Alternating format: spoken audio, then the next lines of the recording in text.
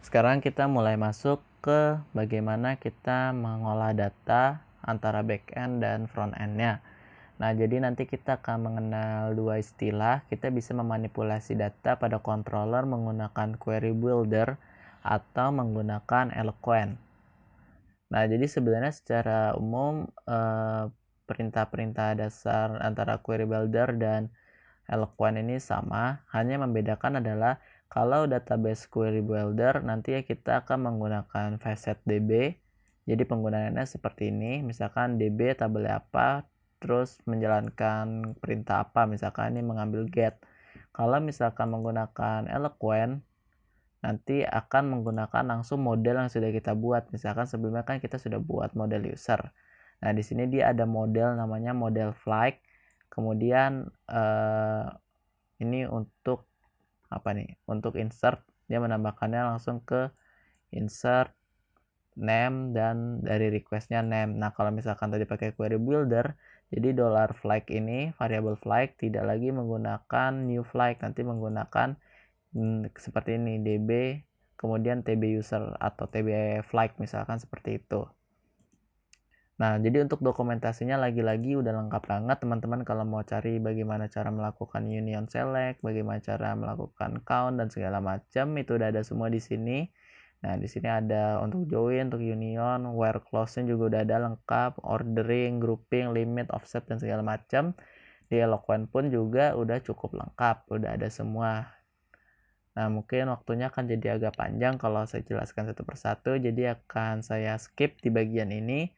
Mungkin nanti teman-teman bisa silakan explore sendiri, baca dokumentasinya. Saya akan coba menggunakan perintah-perintah dasar yang nanti akan kita gunakan. Nah, sekarang kita akan mulai dari bagaimana cara membaca data. Nah, jadi kita coba dulu untuk database query builder. Database query builder berarti kita harus menggunakan facetDB ini. Kita masukkan dulu. Nah, udah. Nah, jadi kan sebelumnya kita ada buat test controller ya. Sekarang kita coba buat apa-apanya di user controller. Kemudian nanti misalkan kita mau utak-atik tabel user, kita mau ambil tabel user, kita bisa menggunakan komen seperti ini. db tabel, kemudian tambah tabelnya apa, user, kemudian get. Get ini untuk mengambil datanya. Kalau misalkan nanti teman-teman mau pakai where, bisa menggunakan seperti ini kan, where misalkan nama sama dengan revo, misalkan seperti ini, atau nama sama dengan pintar kan, seperti ini. Nah, nanti kalau misalkan mau pakai lebih dari atau kurang dari, kita bisa di bagian sini ya. Misalkan ini mau kasih kurang dari sama dengan atau lebih dari sama dengan, nah itu bisa di tengah-tengahnya. Tapi untuk defaultnya kalau misalkan sama dengan aja, kalian bisa menggunakan seperti ini aja. Jadi kalau komanya cuma satu, maka ini artinya nama sama kolom nama sama dengan isinya pintar. Oke. Kemudian baru di get.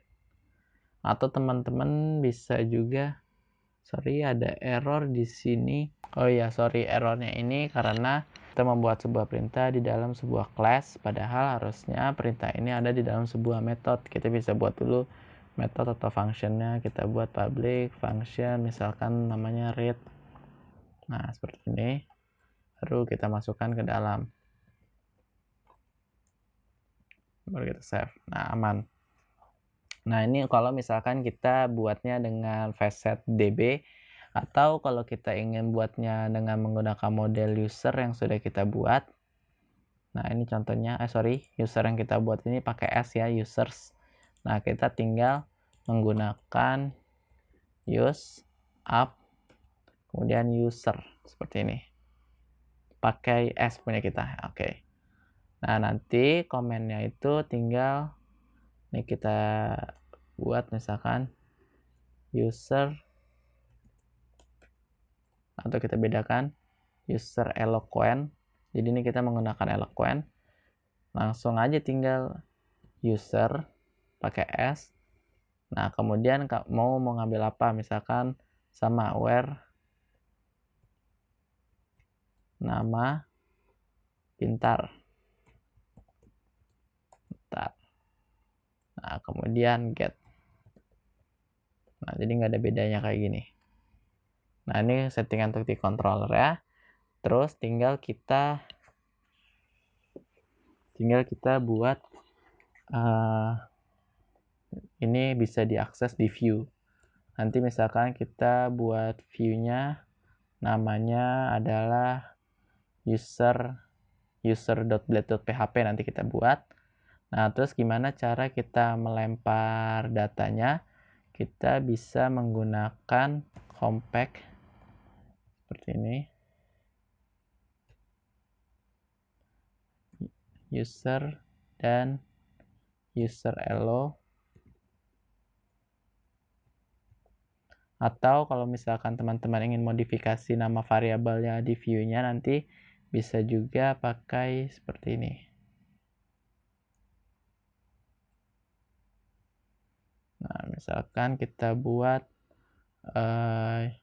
user itu nanti diambil dari variabel user, sedangkan elo nanti akan diambil dari variabel user elo.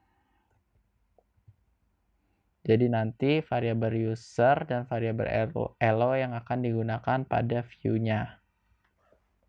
Nah, sekarang kita buat view-nya dulu.